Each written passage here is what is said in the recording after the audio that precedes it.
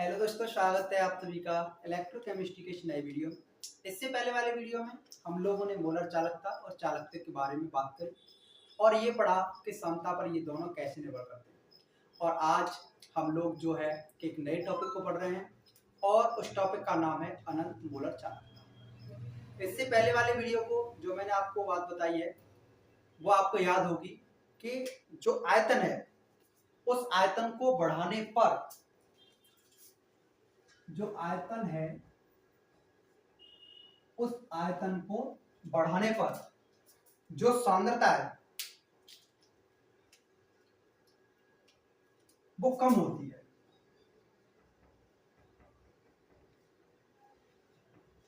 आयतन को बढ़ाने पर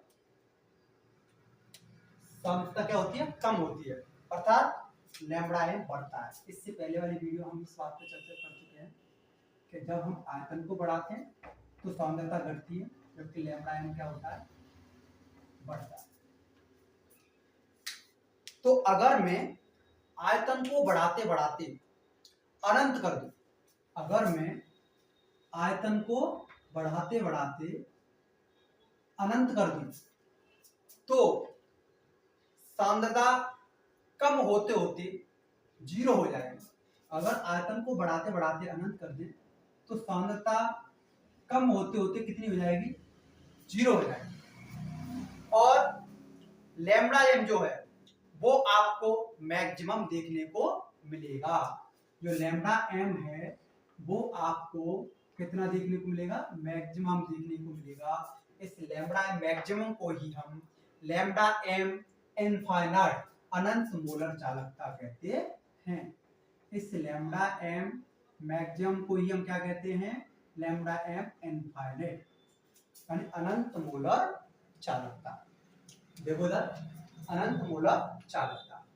मोलर चालकता लैम्ब्डा एम के मोलर चालकता, ये क्या आपकी मोलर चालकता? मोलर चालकता लैम्ब्डा एम के अधिकतम मान को अनंत मोलर चालकता कहते हैं। मोलर चालकता लैम्ब्डा एम, जो ये आपका लैम्ब्डा एम है, इसके अधिकतम मान को हम क्या कहते हैं? मोलर चालकता कहते हैं। दोस्तों, इससे पहले बार अगर ये वीडियो आपके ना समझ में आए तो आप लोग इससे पहले वाली वीडियो को जरूर देखें, तभी ये वीडियो आपकी समझ में आएगी। तो यहाँ पर मैंने आपको पहले वाली वीडियो में ये भी बताया था कि यार यदि हम आयतन को बढ़ाते हैं तो सांद्रता के मान में क्या होती है? कमी। तो यहाँ पे मैंने आपको बताया है कि आयतन को बढ़ाते बढ़ाते यदि अनंत कर दें तो सांद्रता कम होते होते कितनी रह जाएगी? जीरो। और लैम्ब्डा एम हमें कैसा देखने को मिलेगा? लैम्ब्डा एम हमें मैक्सिमम देखने को मिलेगा। और इस लैम्ब्डा एम मैक्सिमम को ही हम बोलते हैं अनंत मोलर चालकता, लैम्ब्डा एम इनफाइनाइट। तो ये मैंने आपको यहाँ पर इसकी डेफिनेशन लिखी है कि मोलर चालकता के अधिकतम मान को अनंत मोलर चालकता कहते हैं। इसे लैम्ब्डा एम इनफाइनाइट से प्रदर्शित करते हैं। लैम्ब्डा एम का मान अधिकतम होगा यदि v बराबर, जो आयतन है वो आपका कैसा होना चाहिए? अनंत होना चाहिए। यदि हम आयतन को अनंत कर दें और सांद्रता कैसी हो जाएगी? जीरो, तो लैम्ब्डा एम हमारा कैसा मिलेगा? लैम्ब्डा एम इनफाइनाइट यानी अनंत मोलर चालकता। अब इस अनंत मोलर चालकता की हमें गणना करनी है प्रबल विद्युत अपवर्त्य हेतु और प्रबल विद्युत अपवर्त्य हेतु। लैम्ब्डा एम इनफाइनाइट प्रबल विद्युत अपवर्त्य। तो इसमें क्या है? प्रबल विद्युत अपवर्त्य हेतु। प्रबल विद्युत अपवर्त्य क्या होते हैं? ऐसे अपवर्त्य जो जल में पूर्णतः आयनित हो जाते, 100% घुल जाते हैं। एक एग्जांपल देंगे KCl, पोटेशियम क्लोराइड, KCl। इसका हम एक ग्राफ निरूपण करते हैं, ग्राफ बनाते हैं √c और लैम्ब्डा के बीच। अगर हम √c को कम करें तो लैम्ब्डा एम क्या होगा? बढ़ेगा। मान चलो √c को कम किया, यहाँ पर यहाँ लैम्ब्डा एम का मान, और कम किया यहाँ पर लैम्ब्डा एम का मान,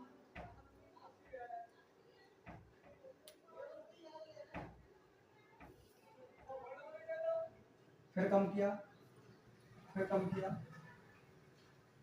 ठीक है, यहाँ से एक लाइन स्ट्रेट लाइन खींची, अंडर रूट सी को जब हम कम करेंगे, सामता कम करेंगे तो लैम्डा एम क्या होगा, बढ़ेगा। तो हमें क्या चाहिए यहाँ पर, लैम्डा एम इनफाइनाइट।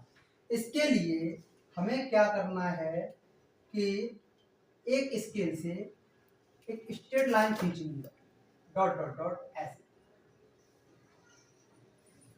जहां पर ये स्ट्रेट लाइन इस बिंदु को काटेगी वही, या इसे कहेंगे हम वही लेकर, क्या कहते हैं, वही लेकर करेंगे। तो ये इस जगह पर इसका क्या निकलेगा, लैम्डा एम इनफाइनाइट, अनंत मूलर चार्ज। देखते हैं, प्रबल विद्युत अपघट्य पूर्णतः आयनित होते हैं, ये मैं आपको बता चुका हूं, प्रबल विद्युत अपघट्य पूर्णतः आयनित होते हैं। KCl के लिए लैम्डा एम जो मोलर चालकता है वो अंडर रूट सी सांता पर ग्राफ खींचने पर लैम्डा एम और अंडर रूट सी दोनों के बीच में ग्राफ खींचने पर सरल रेखी ग्राफ प्राप्त होता है। कैसे कैसे प्राप्त होता है हमें, सरल रेखा, सीधी रेखा, स्ट्रेट लाइन, सीधी रेखा, स्ट्रेट लाइन प्राप्त होती है, जिससे अंडर रूट सी को कम करने पर लैम्डा एम बढ़ता है। जैसा कि हमें पता है जब हम अंडर रूट सी को क्या करेंगे, कम करेंगे, अगर अंडर रूट सी को कम करेंगे तो लैम्डा एम के मान में क्या होगी, वृद्धि होगी, लैम्डा एम बढ़ता है। लैम्डा एम इनफाइनाइट के मान को प्राप्त करने के लिए हमें क्या प्राप्त करना है, लैम्डा एम इनफाइनाइट प्रबल विद्युत अपघट्य हेतु। लैम्डा एम इनफाइनाइट के मान को प्राप्त करने के लिए ग्राफ का हम बहिलेखन करते हैं।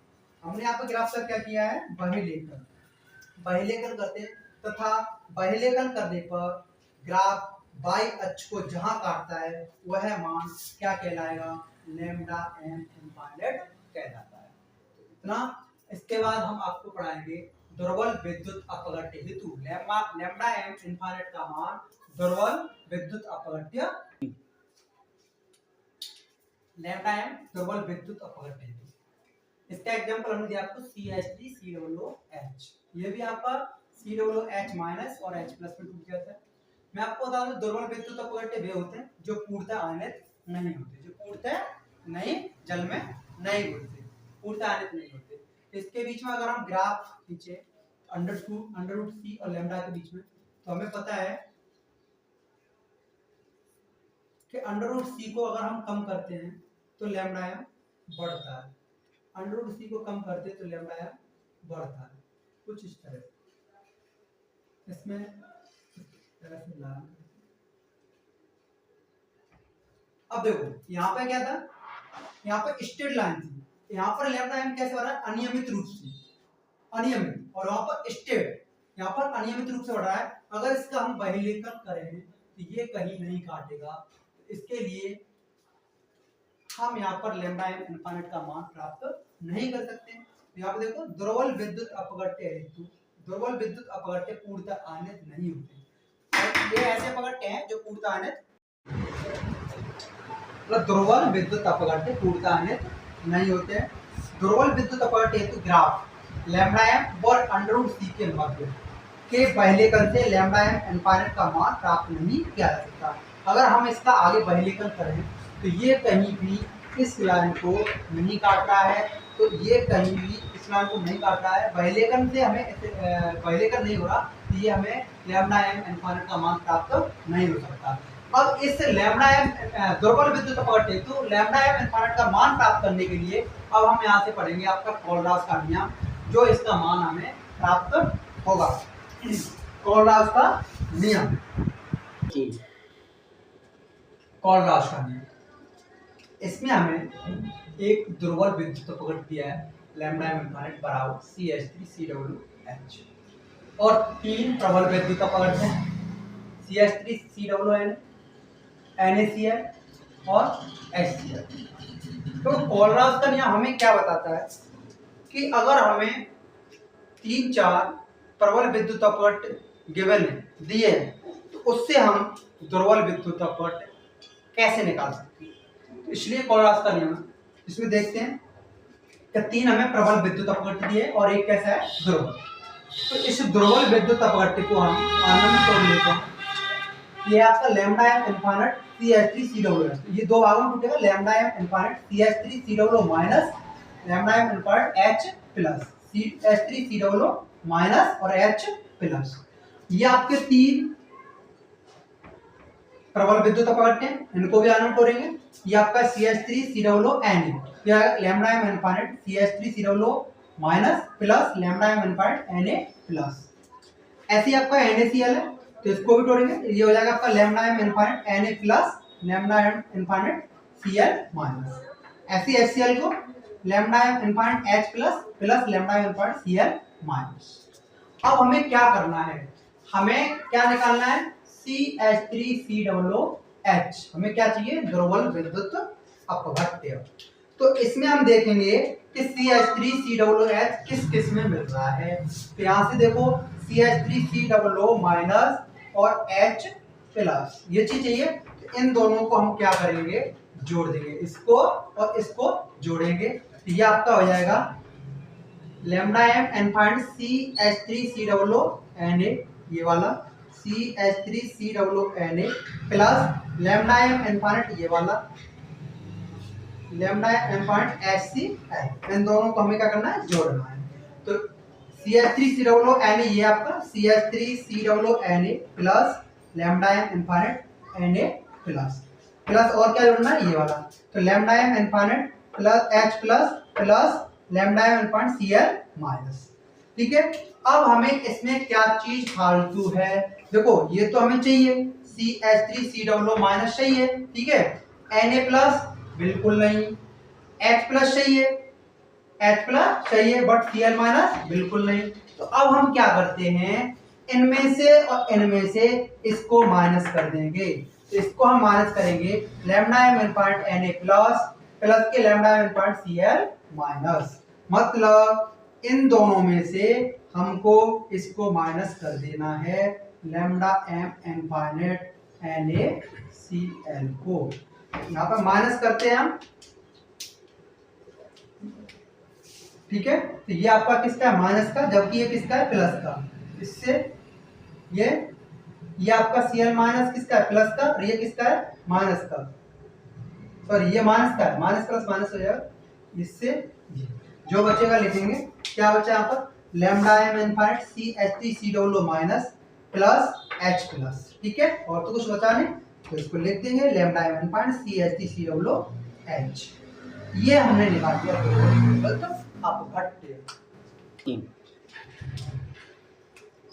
देखो इस नियम के अनुसार एक विद्युत अपघट्य की अनंत मोलर चालकता उसके धनायन व ऋणायन के अलग अलग योगदान के बराबर होती है। अर्थात धनायन और ऋणायन की अनंत मोलर चालकताओं का योग करके विद्युत अपघट्य की अनंत मोलर चालकता प्राप्त होती है। दोस्तों आज की वीडियो में इतना ही, आगे कल नेक्स्ट